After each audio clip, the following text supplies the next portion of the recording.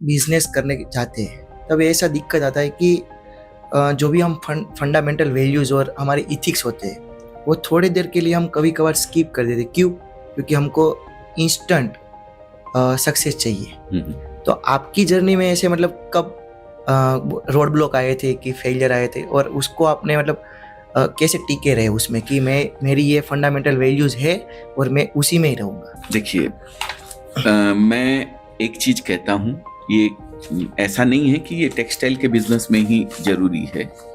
Fundamental values जिनको आप English में अभी बोल रहे हैं, मुझसे तो बोला भी नहीं जा रहा, मेरे को इंग्लिश बहुत कम आती है, लेकिन मैं एक चीज कहता हूँ, कोई भी बिजनेस हो, किसी भी तरीके का बिजनेस आप कर रहे हैं, नीति, नियम और सिद्धांत कभी नहीं छोड़ने हैं। चाहे कोई भी हर्डल्स आपके रास्ते में आए, उनको मत छोड़िएगा, नहीं तो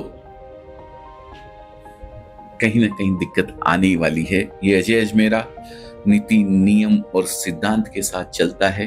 वाइट कपड़े पहने हैं मैंने, लेकिन वाइट कपड़े पहनने के साथ ये गारंटी भी दे सकता हूं कि आज तक कोई आदमी ये नहीं कह सकता है कि अजय अजमेरा ने मेरे साथ गलत किया है।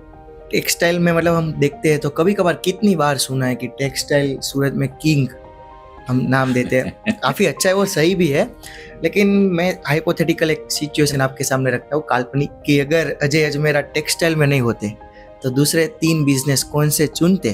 और साथ ही साथ में ये एक क्वेश्चन है कि कोई एक यंगस्टर है, 10 लाख रुपीज है उसके हाथ में, क्या करना चाहिए? 2 क्वेश्चन। सर, पहले क्वेश्चन का जवाब दे दूं, आपने मेरी वो दुखती रग नहीं होती है क्या होती है ना, उस पे कहीं हाथ रख दिया है कि अजय अजमेरा टेक्सटाइल में नहीं होता तो कहाँ होता। तो 100% मुंबई कहीं ना कहीं किसी फिल्म में जरूर होता। मैं राजस्थान से यही सोच के आया था सर, मैं टेक्सटाइल के लिए नहीं आया था सर। क्या बात कर रहे हो सर? हाँ जी, मैं सिक्कर छोड़ के सूरत, मेरे को 2 ऑप्शन दिए थे मेरे घर वालों ने। जब मैं पढ़ाई कर रहा था सर, तो मैं 11th मैंने पास करी थी सर, फिर 12th में उस समय कॉलेज आ जाती थी, first year, second year, third year, अभी तो 10+2 का वो लागू हो गया। मैंने कॉलेज ड्रॉप आउट किया था सर। पीईटी एग्जाम, मेरे पास साइंस सब्जेक्ट था, PET exam pre engineering test होता था, वो देने के लिए मैंने कॉलेज ड्रॉप किया।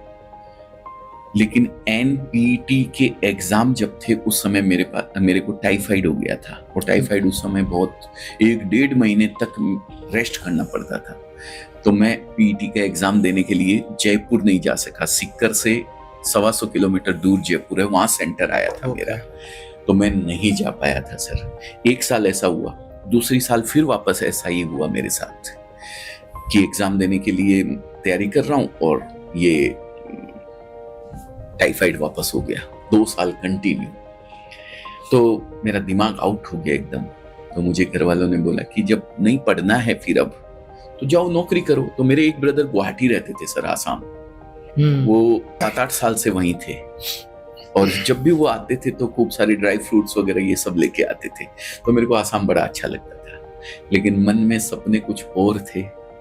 एक ब्रदर सूरत रहते थे, वो नए थे, मेरे से जस्ट बड़े, वो 1 साल पहले ही सूरत आए थे, वो नौकरी करते थे, वो इतना सब कुछ लेके नहीं आते थे, पर मेरे मन में वो ड्राई फ्रूट्स वगैरह दिमाग में था।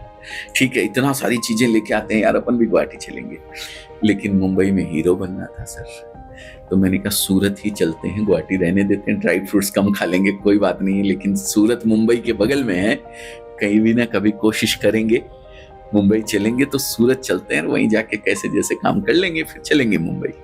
लेकिन सूरत आया तो सूरत की पावन धरा ने सर ऐसा जकड़ के रखा कि आगे हिलने ही नहीं दिया, और यही का होके रह गया।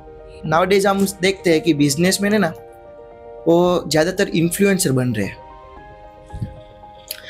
तो वो कभी कभार ऐसा हो सकता है कि मतलब बिजनेस के अलावा वो ज्यादातर मोटिवेशन स्पीकर बन रहा है, कभी कभार इन्फ्लुएंस कर रहा है। मैं आपकी बात नहीं कर रहा हूँ, काफी ऐसे बिजनेसमैन अभी दिखते हैं, तभी उसकी फाइनेंशियल सीट देखे ना तो नेगेटिव होती है, वो फिर भी उसको पता नहीं होता है, फिर भी वो ज्ञानी देते रहते हैं। अच्छा। तो उसके बारे में आप क्या कहना चाहेंगे? कि मुझे तो कोई इन्फ्लुएंसर ऐसा कोई दिखा नहीं जिसकी बैलेंस शीट माइनस में हो सकता मुझे पता नहीं है, ऐसा माइनस में भी होता है। बाकी देखो, लोगों को इन्फ्लुएंस करना एक बहुत बड़ी बात है, मैं तो कहता हूँ करना भी चाहिए। मैं बहुत सारे लोगों को फॉलो करता हूँ सर, जिनके वीडियोस, पॉडकास्ट और ये सब मैं देखता हूँ, और मुझे एक एनर्जी मिलती है, मुझे एक ऊर्जा मिलती है इनर पीस मिलता है, शांति मिलती है। नौकरी से आपके घर की सब्जी बदलेगी, लेकिन अगर आपको जिंदगी बदलनी है, आपको सपने पूरे करने, तो आपको बिजनेस करना पड़ेगा। ये आपके सामने एक जीता जागता एग्जाम्पल है, जिसने 19 साल नौकरी करी थी।